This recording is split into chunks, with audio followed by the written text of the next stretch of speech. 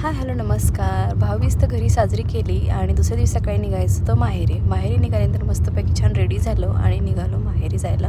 अविनाश रस्त्यातच झोपला होता म्हणून भूक पण सगळ्यांना लागली होती. मग छानपैकी असं मसाला डोसा उत्तप्पा वगैरे सगळ्यांनी मिळून नाश्ता केला. इवन अविनाशनेसुद्धा मस्तपैकी उत्तप्पा आणि त्याच्यासाठी थोडंसं घरून मी बेसन चिलासुद्धा बनवून घेतला, तर तोही त्याने साईड बाय साईड मस्त एन्जॉय केला. त्याच्यानंतर फ्रेश वगैरे झाला, झोपून उठला, तर म्हणून त्याला थोडंसं ॲपल दिलं आणि फायनली पोहोचलो माहेरी आल्यानंतर बहिणीची मुलं सगळे आलेले होते.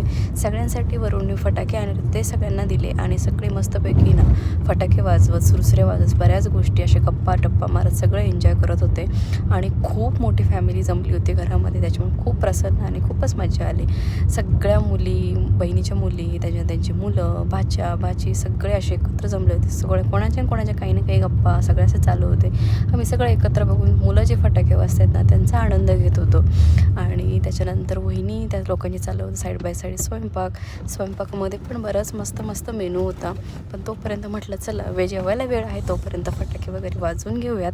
आणि इकडे ना गावाकडे असं आहे की एकत्र कुटुंब असल्यामुळे ना दिवाळीच्या अशा मेन सणाला सगळे एकत्र येतात आणि एकत्र कुटुंबामध्ये खूपच मोठी फॅमिली होते आणि मजा पण तेवढीच येते आणि सगळे मिळून सगळ्या कामं करत असतात. त्याच्यानंतर इथं बघू शकता अगदी पंगत वस्तू लावून आम्ही असं मस्तपैकी सगळ्यांनी मिळून जेवणं केले.